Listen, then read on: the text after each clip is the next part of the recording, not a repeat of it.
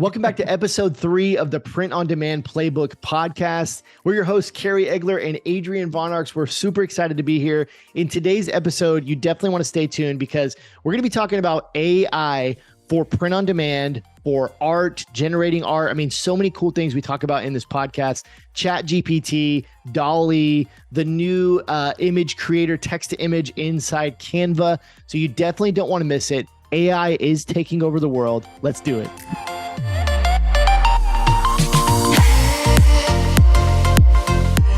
Adrian, what's going on, my man? What is going on, man? I am happy to be here for episode number 3. This is super exciting. I can't believe we're doing this. Can I just tell you? I just want to tell you how I'm just pumped about this podcast. Like, we had so much fun recording the first 2 episodes. Now we're recording some more episodes. I'm pumped about it. So I'm really excited. This episode gets me really, really excited because this has been like taking over my world the last few weeks. So I've been diving into AI more, but how's your week going? I also just want to know how you're doing. How's your week going? Good? It's going good, man. It's going really good. I am going to the Philippines with my wife in a couple of weeks. So we're just kind of like finalizing plans for that. I'm super fired up. I used to live in Thailand. I lived there for 7 months when I started my entrepreneur journey, but I've been to a lot of Southeast Asia, but I've never been to the Philippines. So is it like vacation or like what do you do in the Philippines? It's so, idea. I mean, it's kind of like a vacation. Like we plan on hanging out on a lot of beaches, doing some surfing. I didn't know they had like an island, an area called Siargao, which is like their famous surfing area. So that's super cool. We're going to El Nido, which from what I understand is like the most popular kind of tourist area. But all these places are super tropical, have beaches, and like the photos look so much like Thailand. I lived in Koh Samui in the Gulf of Thailand. It's super tropical little island. So I imagine these to kind of like bring back those kind of vibes. And then we're actually starting in an area called Cebu, which is famous for swimming with whale sharks. So ever since I first saw this I have a friend called Christian LeBlanc. He's really big on like YouTube and Instagram. He's a channel called Lost LeBlanc, where he creates travel videos, and they're so freaking good. Like literally, I've never seen better travel videos than the one he creates. And his favorite country is the Philippines. He creates videos all around the world, but his favorite country is the Philippines. So he has a lot of content on there. So I was watching his videos and I saw him swimming with whale sharks, and I was like, oh my God, like I need to do this. It became like a bucket list item. So now I'm just like so fired up. The tour is booked. We're going to be there swimming with whale sharks. It's just going to be like a whole lot of just like fun, relaxation. I will be working like while I'm there, but I'm going to try to like chill out. So looking forward to it. For sure. Dude, I've a fun fact. I've only been out of the country one time, and that was for my honeymoon to Cancun. And I've never been like over to that side of the world. So I literally like know nothing. It's interesting. It's very different. It's very different. The nice thing about the States though is you have like pretty much every climate. Like you got Florida and Hawaii, which are tropical. You got beautiful sunny Phoenix where I live, which is like dry and sunny and warm. You've got, where you are, kind of like the Midwest. You've got horrible Pacific Northwest. Okay. What's that? Let me tell you about Oklahoma really quick. Last week, not last week, the week before last, it was sub 0 degrees, freezing, like death cold, right? Then last week it was 70 degrees all week. Then last night we had thunderstorms and possible tornadoes. So it's like Oklahoma is wild. And then today it's nice today. It's 50, 55, and it's back to cold like in a couple days. So, Oklahoma is wild. It could literally be like 80 and then like 20 the next day. Like it's insane.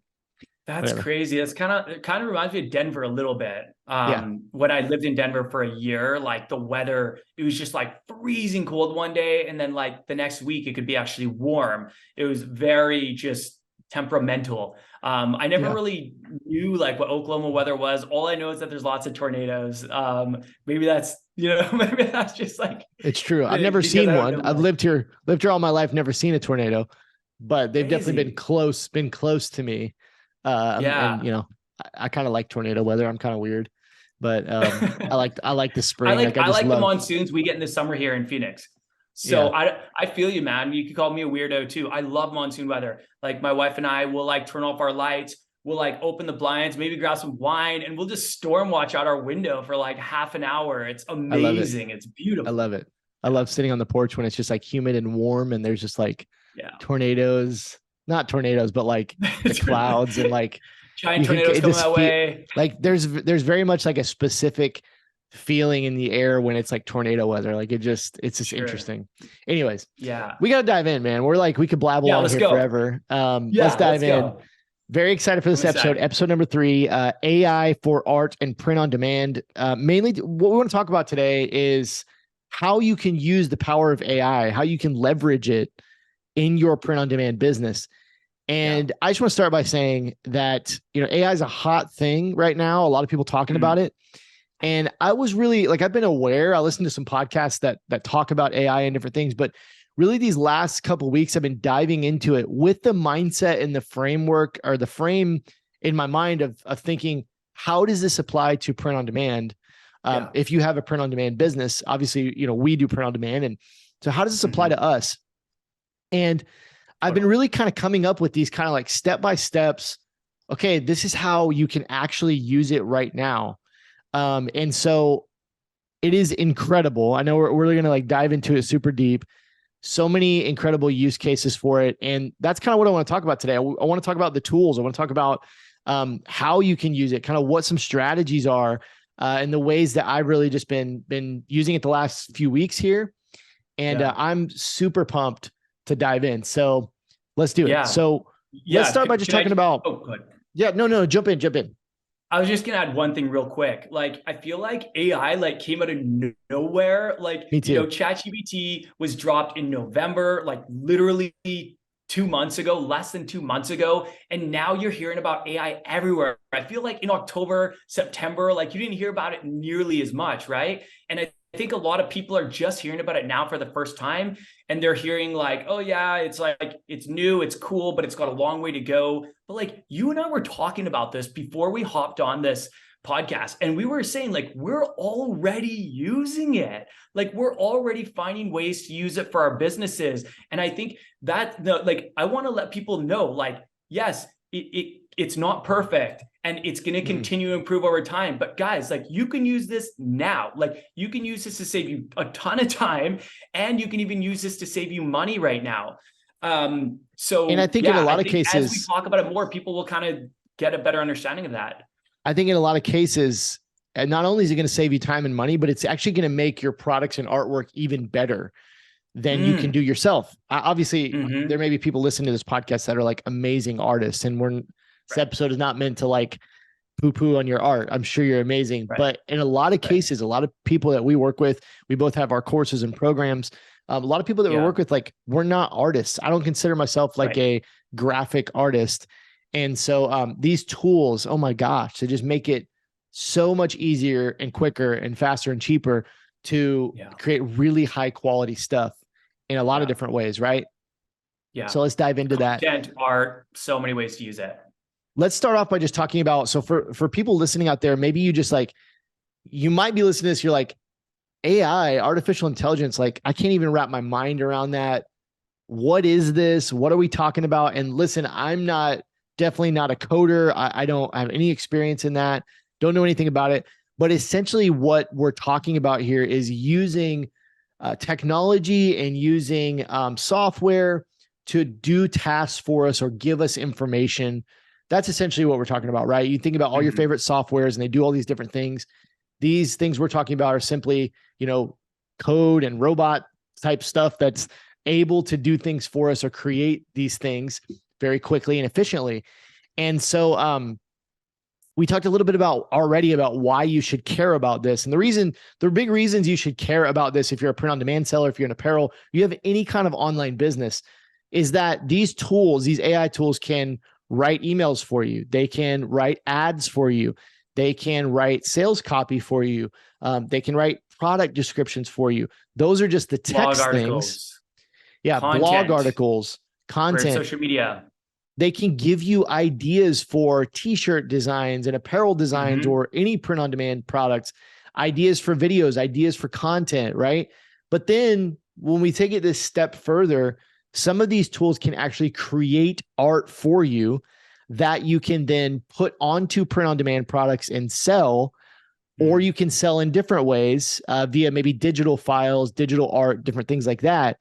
And so we've talked about a lot of these benefits, right? Like there's a lot of benefits to them, but one more benefit I want to talk about that I want to explore with you a little bit is copyright and trademark. So, you can create art with these softwares. We're going to get into specific softwares. And if you look in the terms and conditions of these AI softwares, they are all copyright and trademark free. And they specifically say that you can use them to your, commercially, you can sell them and make money.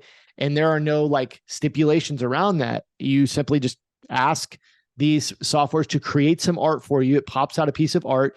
You can download the very high quality version of that.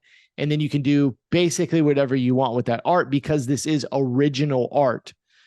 Right. What are your thoughts on that? Is that crazy? No, like, yes. First, yes, that's absolutely crazy. And I love that, I think that that's going to be a question that so many print-on-demand sellers are going to have. Like, okay, this is cool, but can I actually use this like commercially to sell and there not be any repercussions? Because we all know that one big problem with print on demand is there are marketplaces, unfortunately, like Etsy. A lot of people will like steal people's designs and they'll make it digital and then they'll sell it on Etsy, and print on demand sellers won't know that. They'll just go on and they'll be like, oh, this is a really cool design. I want to put this on a shirt. They'll go buy that, but they won't know that that was actually infringed on. That was not an original design. And unfortunately, that could come back to hurt even you as just the unknowing buyer of that design. So to know that these are, free for commercial use, I feel like is going to be very liberating. And I just wanted like every print on demand seller to know this, because that is really huge. It's hard to create things original. It's even hard when you see designs online that you want to buy to know if they're totally original. So yeah, that's awesome. I'm super pumped about that. Exciting. And it was actually a question, one of my first questions when I was using it. I was playing around in the AI, the art for Canva, and I was like creating these designs, and they were kind of hit or miss. But I was like, are these all totally original? Like if someone said the exact same thing, if someone put in the exact same description, would it just spit out the exact same like design, or would it spit out something completely original, or is it taking someone's design online and using that? But from what I understand is that like, no, these are totally original, which is just, it just kind of opens up the floodgates, especially as it gets better and more sophisticated and creates better, more accurate, art. Like from what I understand, a lot of this AI is, and maybe like, I'm still trying to grasp this, and you can correct me if I'm wrong, Kerry, but like, Me too. I'm still trying to grasp it, but a lot of it, I believe, is machine learning, meaning it's supposed to continue getting better over time as people continue inputting data and then kind of feeding information to the algorithm, whether it's like way off or something like that. But from what I understand, it will be getting better as time goes on and more people use them. And if that's the case, then that's super exciting. I think you're exactly right. And that's kind of, I think something that everybody's listening, that I would want you to know is that this AI, like, which is a little scary, but it's only going to get smarter. It's only going to get better quality, more accurate to what you're putting in. And that the reason I say that's a little bit scary, because that's really cool, but it's a little bit scary because like, obviously, how smart does it get? Does it replace us? It's going to get creepier. It's going to get creepier. Yeah. Now, I listened to either a podcast or a video the other day that talked to, I've been just shoving my brain full of AI information because it's so interesting, that just talked about, at some point with AI, and I think it may have even been Elon Musk that said something along these lines, or has said similar things, is at some point the AI will get so smart that governments will have to regulate it. Like they will have to say, okay, AI can only do these certain things. Like right now with ChatGPT, which I really want to get into these specific tools, but right now with ChatGPT, like you can't ask it about murdering someone or, like stuff like that, right? Like it can't do certain things. And that's for the good. I think these companies creating these AI tools, like they're not trying to kill humans, right? Like they're not trying to like have AI take over the world, but we're trying to make these tools where they are useful for people like us, business owners and people, just any kind of people. But so that's going to be interesting as it gets smarter, right? Is like there's probably always situations where it's going to be used for bad, because there are people that use everything for bad. There's always those people, the party poopers. Yeah. But anyways, it is really interesting, and I think it will get smarter over time. It will get better. But if you're good with it, Adrian, let's dive into like some specific tools, because a lot of people listening, they probably don't even have any idea about AI. Some of you guys might, but let's talk about some of these tools. The first one I want to talk about is text-based. It's called ChatGPT.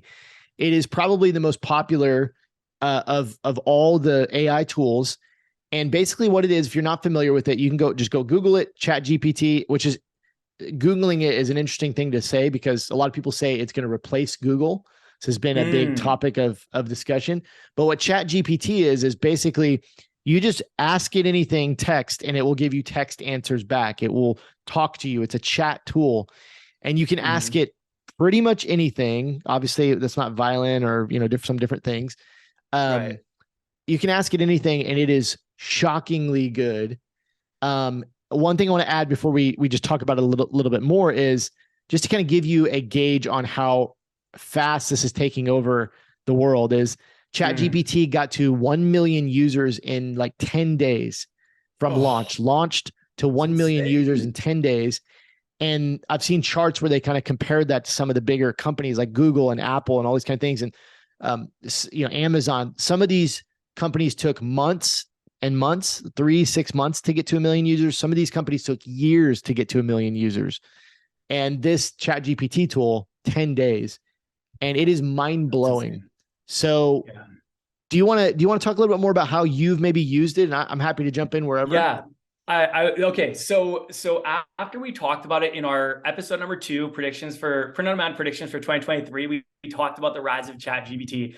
And after talking about that, and you and me talking about it a little bit, and you were like pulling up like ChatGPT searches in real time, I was like, all right, I need to play with this. I've heard so much about it. I keep hearing about it on podcasts. Like it literally seems like it came out of nowhere overnight. And then all of a sudden I heard about it everywhere. So I made an account since our last recording. I played around with it and I asked it to create me a blog article for my online clothing brand.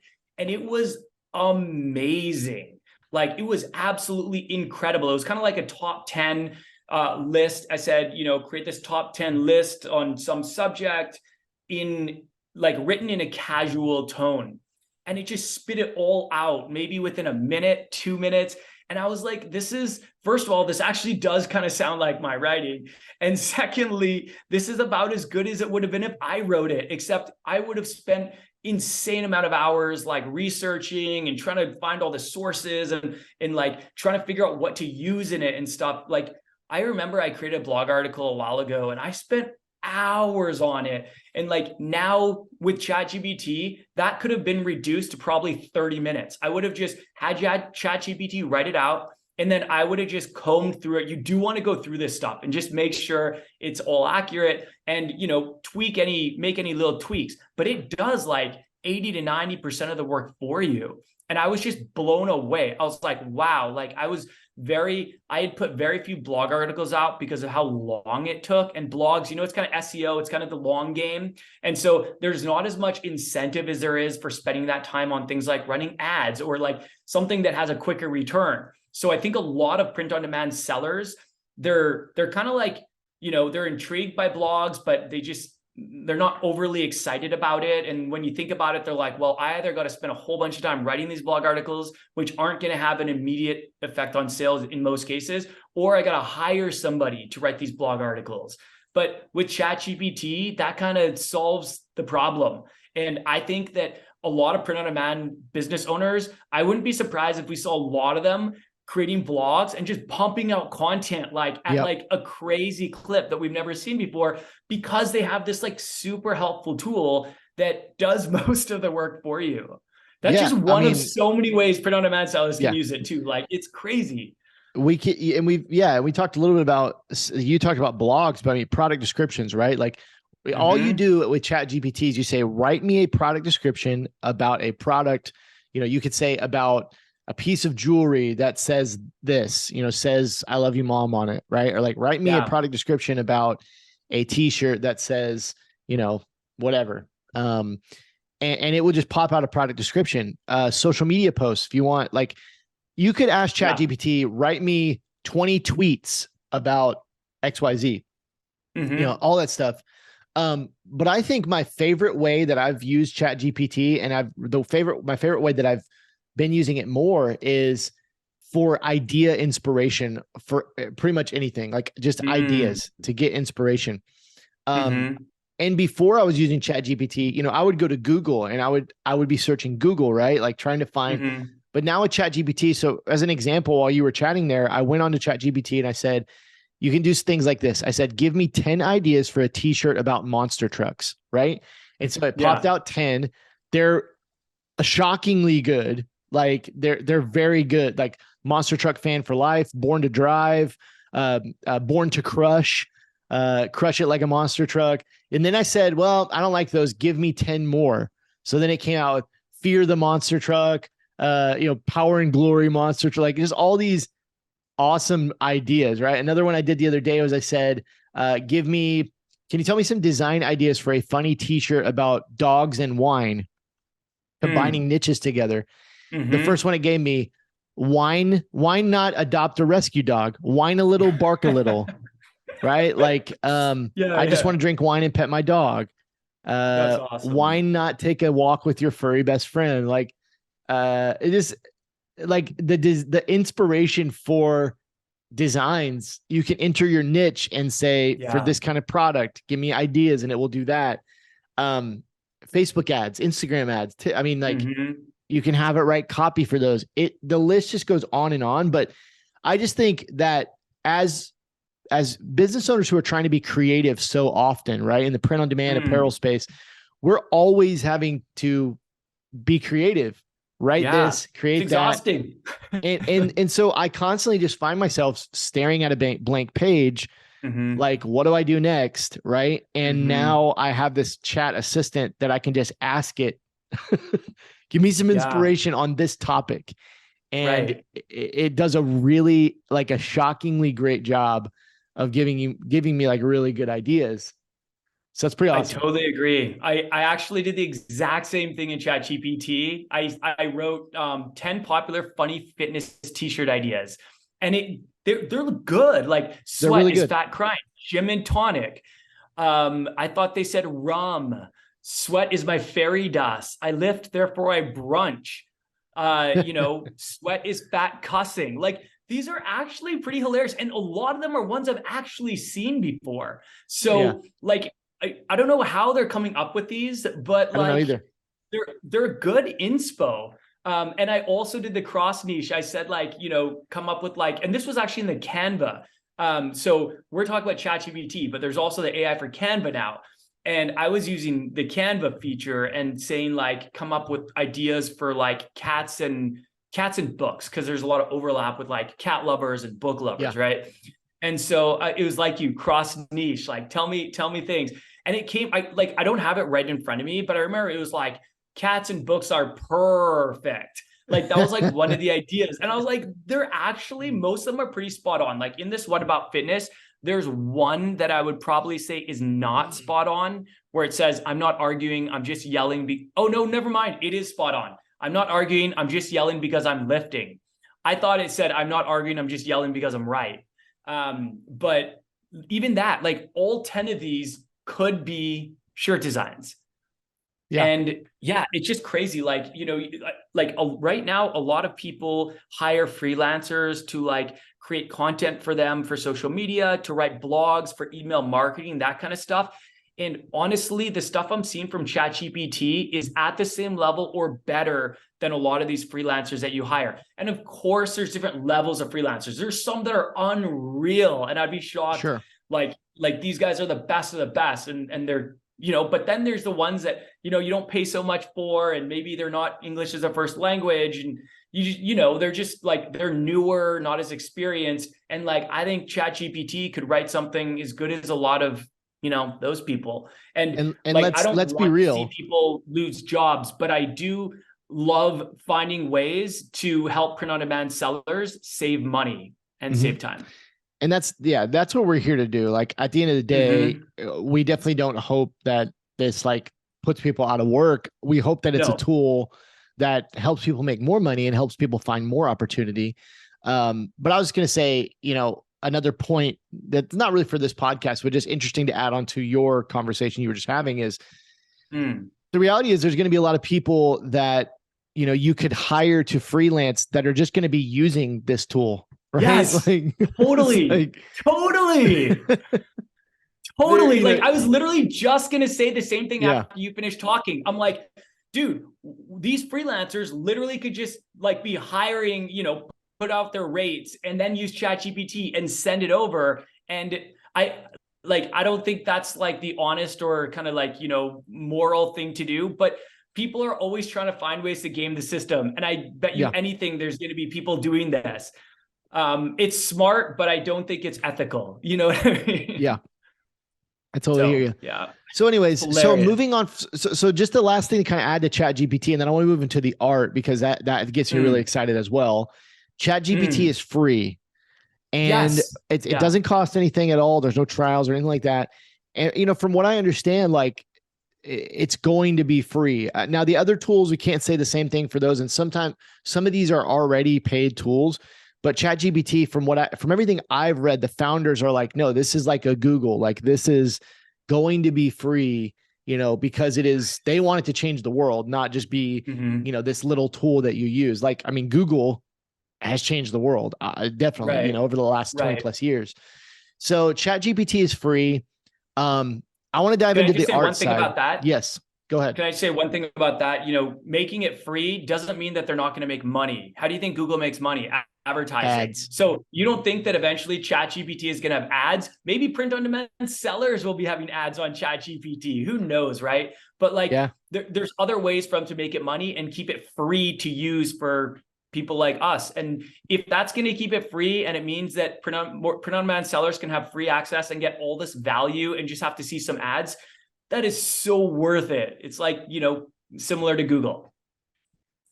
Yeah, if I wish I could run ads on ChatGPT right now, because there is, man, there's tons of people using it. I was curious how many users it currently has. How many users does ChatGPT currently have? I was going to ask ChatGPT. It's probably going to be like a million more by tomorrow. Oh, it's not familiar. It's not familiar with the chatbot called ChatGPT. Maybe I spelled it wrong. We'll find out though.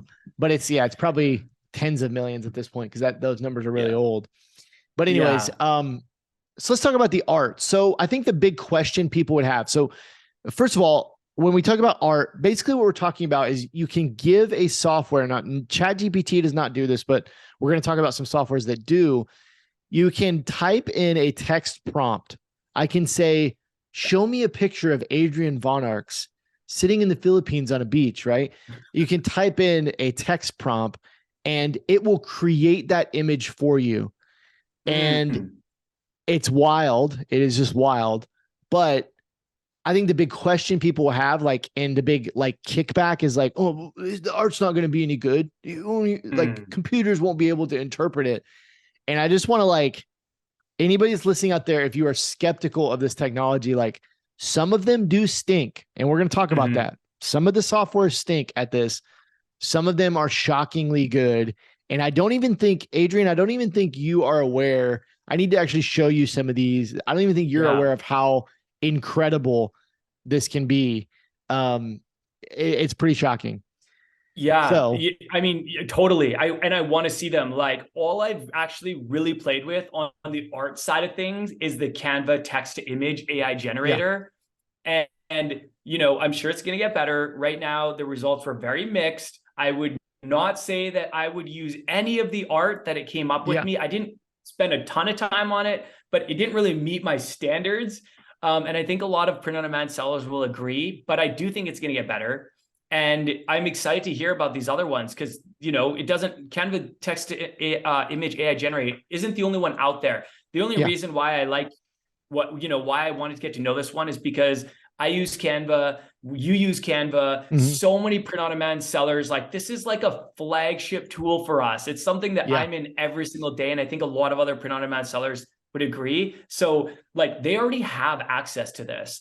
But yeah, tell me more about these other ones. Like I'm curious because I don't really know about the other ones. Well, I do want to talk about Canva just a little bit because first of all, we freaking love Canva. Like this is no dog on Canva. Canva is incredible. It is well worth the money. You know, you guys definitely go check it out. Like if you're not familiar with Canva, it's awesome. We can talk about Canva all day. Maybe that's another episode that we just talk about all the things Canva can do because it's amazing.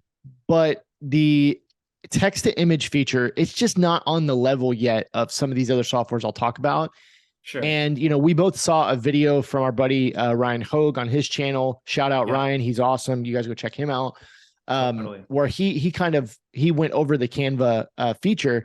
I watched his video and even in the video, I didn't feel like the art, like it wasn't very good in the video. Like he was putting in things that I think he had pre-planned to put in. And I was still kind of like, that doesn't really look like what he's putting in. And in the Canva one, even the examples it gives you, it's like, type in this and you type it in and it's like, it's not very good. Like, I'm sorry. It's just not there yet. I think it will get better. Yeah. And I think even he was kind of like, in the podcast, he was kind of like, okay, this goldfish looks like it's bleeding from the eyes. This one looks cracked out. Like, it's actually hilarious listening to that podcast episode and like hearing his kind of commentary. And I couldn't even see it because he does a lot of his podcasts on YouTube and on like Apple Podcasts and whatnot. And I was listening to it in a podcast and I was like laughing out loud. And I was like, I need to see what this looks like. This sounds hilarious. Go look at the YouTube. Play with it myself. But yeah, even he didn't sound like overly impressed. But you know, I think it's going to get better. Sure, I definitely do. And the only thing that worries me a little bit about that is just that, you know, if you're in print on demand and kind of the masses see the Canva version right now, I think they might be turned off a little bit, whereas there are much better tools. So let's talk about those. Sure. The next step up, I think. Now, let me also say there are like 20, 30, 40 of these different AI art tools. And Crazy. I've kind of played around with maybe 10 to 15 of them. And these are just the conclusions I've come to on a very, very preliminary basis, not having a ton of experience with these. These are just the ones that I feel like can actually be used right now. So the next step up for me from ChatGPT or from Canva was DALL-E 2. So DALL-E it's an AI generator. I believe most of these are built on OpenAI, which is also the AI that ChatGPT is built on. So they're kind of all built on this OpenAI platform. DALL-E 2 is the same idea. You type in text, you say, you know, show me a bird riding a motorcycle in the middle of the summer with the sun in the background or whatever, and it will pop that image out. Okay. DALL-E 2 is very good. It's very good. And the way that I think probably what it's best for, in my opinion, for print on demand sellers is if you're needing like a drawing or like a cartoon or like a, something like that, like something maybe a little more basic, I guess you could say. Like we just talked about Ryan Hogue, you know, typing in a goldfish or whatever, and it was bleeding from the eyes and it looked like it was cracked out. DALL-E 2 is not that. It is like, if you type it in, it's going to give you a pretty solid picture, drawing or cartoon or painting of that you could absolutely use for print on demand. And one of the things I love about DALL-E 2 that it does that I haven't seen so much on the other AI art generators that I've been working with is that you can go in and you can actually edit those photos. So like if you were to say, show me a goldfish swimming in the sea with, you know, sharks around it, and it popped it out and like it was messed up or something, like the AI didn't quite get it. You can actually use a little tool to highlight an area and you can have it regenerate that area and it will actually fix the pictures like with AI. That's cool. It is freaking cool. And some tips also for DALL-E, well, just mainly one quick tip that I've been using is if you're trying to get some artwork that you want to put like on a print on demand product, and maybe you want to put some text with it or something like that. If you simply just add on white background onto your text prompt, it does a really good job of just giving you a clean white background that you can just cut out in Photoshop or in Canva, with the background eraser. So, saying something like a bald eagle wearing a bandana with an American flag, and then you just add on a white background, you can actually download the high quality version, just remove the background, and you have original art that you would have paid for otherwise that you just got with AI. That's probably better than and more original than something you would have paid for on Etsy or going to Fiverr or whatever. Like, it does a really good job, and you can put in some weird stuff. I wonder if you can ask it to have a transparent background. That's kind of like, not yet. I think that's something it might do in the future, but it doesn't do that yet. That would be next level. Yeah. But my favorite so far has just been adding white background on there. Another thing you can do with most of these tools, but another thing you do with DALL-E is if you don't like what it spit out, you can just regenerate it. It gives you 4 images at a time. So it gives you 4 variations, and you can regenerate it until you get the one you like, or you can edit it, or, like there's a lot of things you can do with it. And it's just really awesome. One other thing I want to add is, I hope that the next feature I want to talk about comes out very soon. But one of the limitations of all these softwares, especially if you're in print on demand, is they don't handle text art like pretty much at all. Like if you ask it to if you add it to put a word on it, on the image, or to, like if you ask it for a logo and you say, I want the logo to say, Arizona, that's on your shirt. Like, I want the logo to say Arizona. It doesn't, Arizona State represent. It doesn't handle that. Like it can't do that right now. I think this is something as it gets smarter that it will be better at. Right. So, that's one limitation of you can get the art, but then you kind of have to go add your own text if you want to add text to it. What are your thoughts so far? Well, that actually kind of like brings up a question. Like, I wonder what it will do for fonts.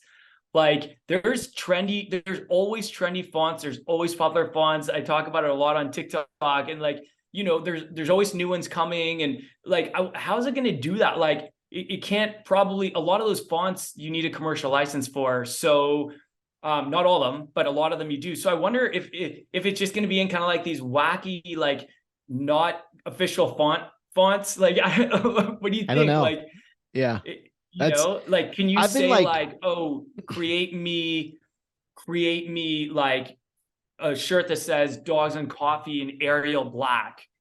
But if that was one of the fonts that had a commercial license where you had to pay to use it commercially, what would it do? It would just be like, maybe it would say like, oh, I can't, like, that's a commercially, I don't know what it would say. If they were smart, it would pop up and it would say pay $5 and access this font or something like that. That'd be awesome. In-app purchase. But one thing I was going to bring up though, that is amazing that you can do with these is you can tell it to create art in the style of blank, whatever style you want, to kind of go along with what you're asking there, right? You're asking it for a font style, but one of the things that people are doing is they'll say in the style of Van Gogh, right? That's a really popular one right now. Yeah. So you start thinking about, hopefully what I want for anybody who's listening is for your mind to be opening up to the possibilities. So think about if you're in a certain niche, right? Let's think about if you are passionate about, let's say classic cars, right? You could create this almost new art that's never been seen before, where you could say, create me a picture of a 69 Mustang in the style of Van Gogh. And now you have this incredible piece of art where Mustang lovers are like, oh my gosh, I've never seen a Mustang look like that. Right. And it's these incredible art pieces. These are some of the things you can do. You can type in things like neon art or watercolor, 3D, line art. Or cartoon or watercolor. My brother was telling me another one that he was using. He said instead of doing the white background, whereas I was saying to use white background, he was saying use the word sticker. So do it in the style of a sticker, and and that would give him the ability to cut it out really easily. Like it would make a cleaner image. And so, yeah, so it's funny because the name of the game when it comes to AI is how good can you get at feeding it the right information? Yeah, and totally. Better information you feed it, the better product it spits out. And you can be really specific. And, you know, if your brand, like you can be specific on brand. If your brand, let's say you have a online t-shirt business and maybe it's about, you know, it could be in a niche, let's say like dogs and coffee, but your brand is like almost like cartoony, you know, kind of like cartoon graphic kind of designs, that's kind of your brand, then you can tell it every time, make it look like a cartoon or something like that. Yeah. I was playing around with it before. I was saying, make me line art. I think line art is super cool. And I was like, create some line art designs for me. And it did. And I was like, whoa, I can't believe that you can get so specific already. Yeah. It's amazing. It's awesome. Yeah. So that's a little about DALL-E 2. Now, if you're listening on audio, it's DALLE 2. It's the number 2. And I'm sure we'll have that like in the show notes. But real quick about the pricing on that one. So this one's interesting. I watched a couple of videos about this to kind of learn about it. And also you can just look at their pricing, but I watched a couple of videos as well. So when you sign up for DALL-E 2, it gives you 50 image credits upfront for free. And it spits out 4 images each time, but that only counts as 1 credit. So you get 50 generations, if that makes sense. And then what it does is after that, it gives you 15 credits per month for free. So every 30 days, it will give you another 15 credits. And you can use this tool for free if you use it in that capacity, or you can purchase additional credits. And they're pretty inexpensive, but you can purchase additional credits, you know, as much as you want. But one of the interesting things that I saw in a YouTube video, don't take this as necessarily reliable information. I have not verified for myself, but one of the YouTubers said that there was actually there was nothing in their terms and conditions that would bar you from having multiple accounts. So basically, like they didn't have anything in their terms of service that says you can't have more than 1 account. So if you opened up a few under different email addresses, you could potentially get, you know, more credits under each of those accounts. So take that for what it is, but it's early days. It's the wild, wild west of AI right now. So So with that, I want to talk about the last tool that I like. Again, there's a bunch of other ones, and you know, you can definitely check those out. There's a ton, but the one that I found that is just light years ahead of anything else. I mean, like I'm telling you, Adrian, when we end this podcast, you need to go sign up for it right now. It will blow your mind. Actually, right now, what you should do if you have your computer open is just search Midjourney, like it is in our notes there. Click on it and then look at the community showcase. Click on community showcase and just look at some of the art. Because it will blow your mind. It is unbelievable. Whoa. Yeah. Like it is. This is way better than Canva text AI. So let's talk about Midjourney a little bit. This is the one I've been using the most. I would say of all of the AI tools, this one's maybe, I guess, the hardest to get started with. It's not hard to get started with, but it's you actually use it inside of the Discord app. If you have Discord, you can sign up for Discord and you give it text prompts inside of Discord. And it spits out these images. And for anybody that's not familiar with Midjourney, obviously most of you guys probably aren't. The artwork is like so realistic and so high detail. If you ask it to be that, so high quality, like you literally look at this and you just like, it's mind blowing how good it is. Like it is just unbelievable. Like this in front of a graffiti wall, it looks like a real photo. Yeah. Yeah. Crazy. I mean, yeah. And as you go through there, like you'll see different styles of artwork because you can ask it, you know, pretty much anything. And I mean, it's just incredible. Like I'm just endless opportunity with this tool. So Midjourney, amazing. Midjourney just spits out higher quality artwork than anything I've seen. And what I will say, in my experience, the error rate or the times that you're getting like weird things pop out is very low. Like it's 98% of the time you're getting pretty much exactly what you ask it. I mean, it just seems like it's ahead of all the other tools. And you can ask it the same things like we've been talking about with DALL-E, is you can say on a white background, or you can say, you know, as a sticker, or you can say, you know, there's one I'm looking at here on my screen that is Carmen Sandiego in disguise with fashionable glasses, wide angle, full body photograph, HD, right? And they said it came out as on a white background. Like that could be cut out very easily and used in a print on demand design on apparel or whatever. So you just kind of got to learn these prompts. But crazy. So Midjourney is just incredible. And with Midjourney, let me pull back up my notes. With Midjourney, you actually get Hamster on a Bike by Pablo Picasso. So funny. Yeah. And it like looked like a Pablo Picasso. And then I saw another one that was like Van Gogh style. It's just like, this is crazy. You have to go play with it after this, because you can join the beta for free and it'll just blow your mind. Dog riding a bicycle, oil painting by Van Gogh. Yeah. It's so funny. It's so like good. Van Gogh. Yeah. So a little bit, I want to talk about the pricing, but also just a little bit about how this one works, because they all work a little bit differently. With this one, it's inside Discord. You type in a prompt. So you just tell it whatever you want, right? I did the other day, some of the ones I've done, I did Michael Jordan facing off against Kevin Durant. And I put like ultra realistic, because it's like, oh, how cool would it be to see that, right? Like I ask it for Pikachu dunking a basketball. And it just came out with these unreal artwork of Pikachu like in the air dunking on this massive hoop. I mean, it was super cool, but like all that kind of stuff. That's hilarious. But what it does is you type in your prompt and it pops out 4 versions of that prompt, similar like we talked about with DALL-E. And then you have a couple options. You have the option to give you 4 more versions of any one of those photos. So let's just say you tell it to pop out something and you really like option number 3. Then you can say, give me 4 more that are similar to option number 3. And it will give you 4 more artworks that are similar.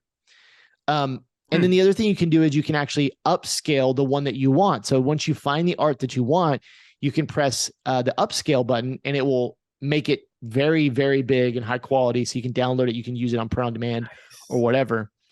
And then one other quick thing that you can do, which is kind of like next level, is you can actually copy any of those image URLs. So just taking like the URL from one of those images that it creates, and you can feed it back into the AI and you can ask it for different things.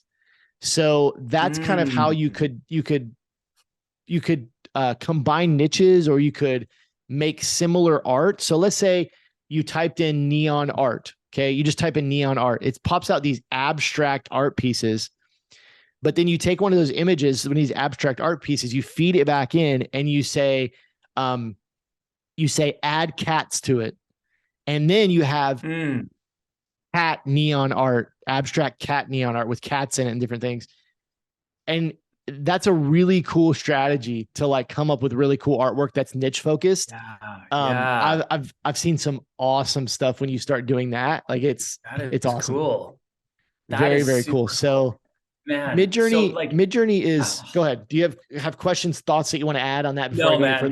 It's like I just need like that emoji with like the exploding head. Like that's just like how I feel AI right now. Like a couple months ago, I felt like not many people at all were talking about, especially in print on demand. Yeah. And now you're just hearing about it everywhere, and like just actually trying it for ourselves and hearing what you're saying, and like just the capabilities already can save people time and money. And that's what gets me so excited, because that's what we want to share with people. You know what I mean? So This is just super cool. I can't my mind is just blown. I know you can't quite even comprehend it until you start doing it. And it's just, it's crazy. So Midjourney is Midjourney. Again, if you're listening on audio, we'll try to put that down in the show notes. It's free to get started. You can join the beta. I haven't hit the limit yet, but I think it is somewhere around like 50 to 75 generations in there. Before it actually wants you to go to a paid plan. And this one is very cheap. It starts at $8 per month for 200 generations. So Wow. it's pretty inexpensive. And once you see how the how good the art is, you're going to be like, oh my gosh, what you could spit out Dude, 200 new print on demand designs for $8 that one are, winning design would yeah, pay that for like years, you yeah, know? yeah. And so that's my favorite one to use along with ChatGPT.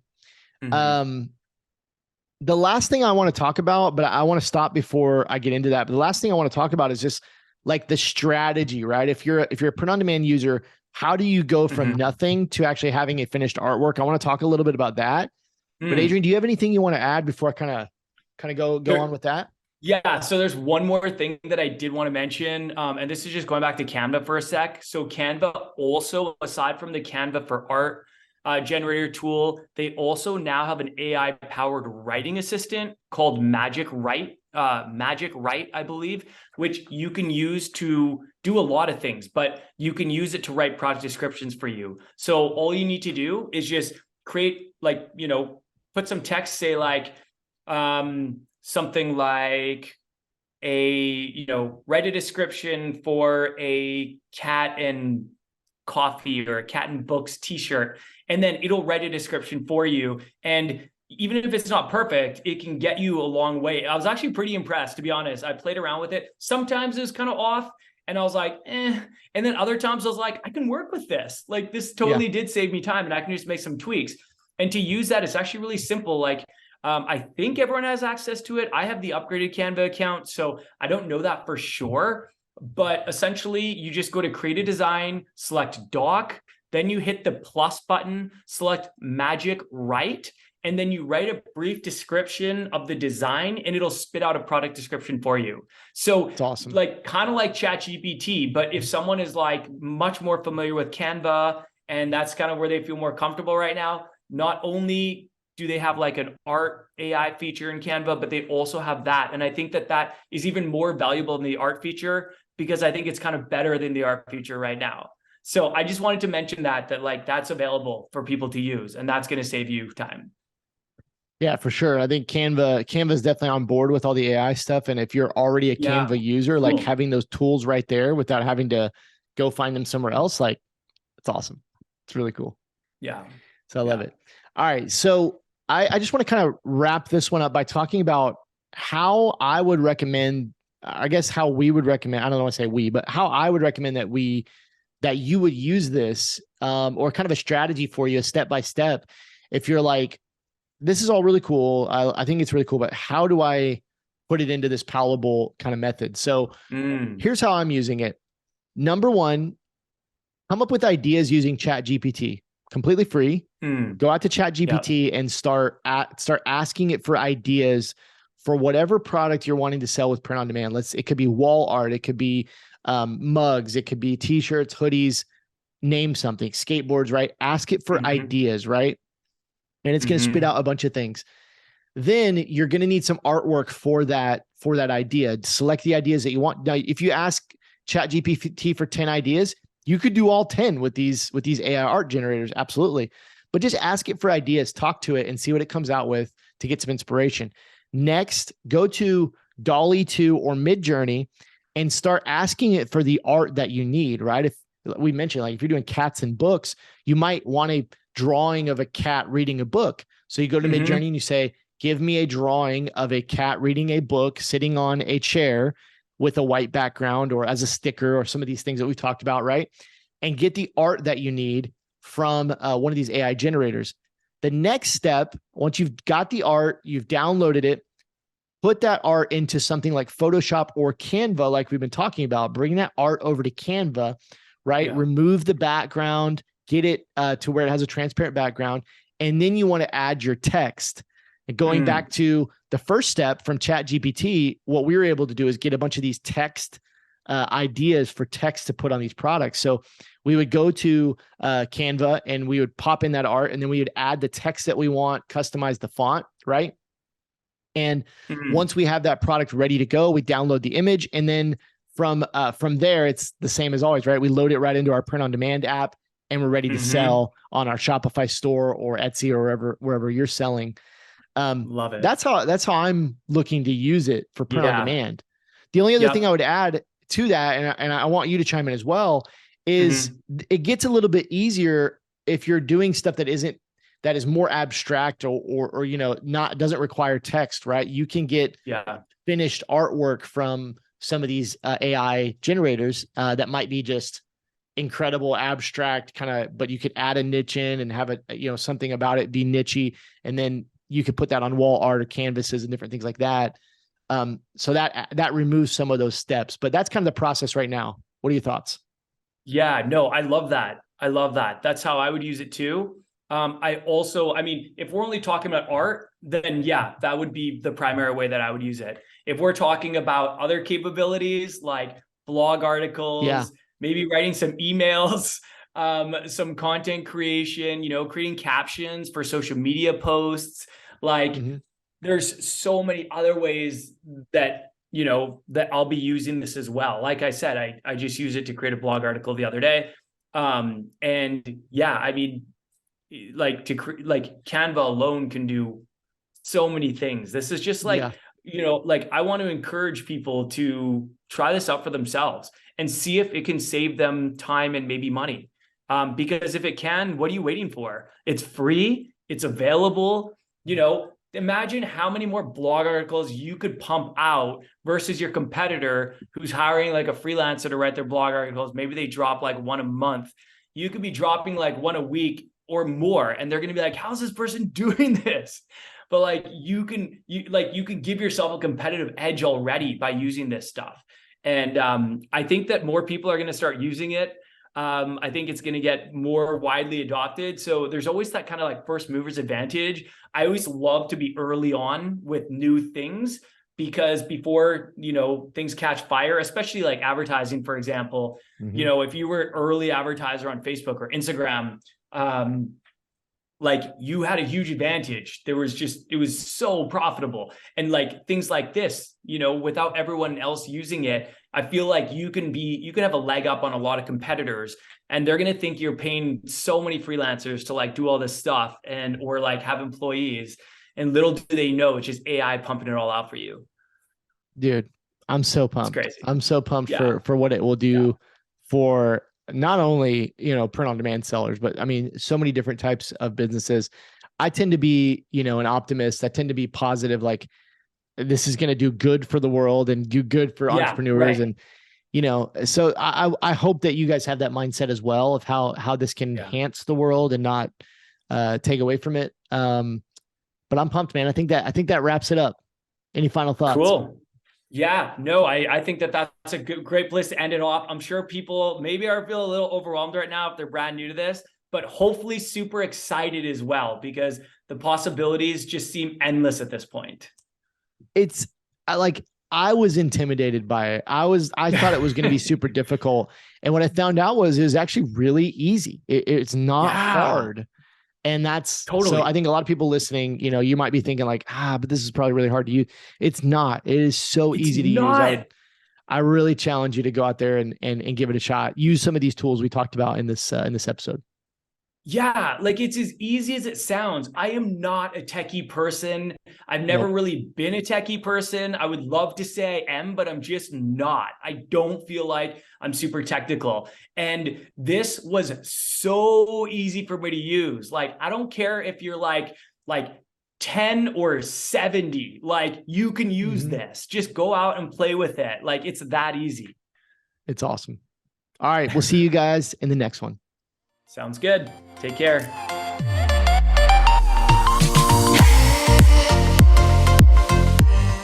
Thank you so much for listening to this episode of the Print on Demand Playbook podcast. If you guys enjoyed this episode, please help us out by leaving us an honest review on whichever platform you're listening from. Thank you again so much, and we will see you soon.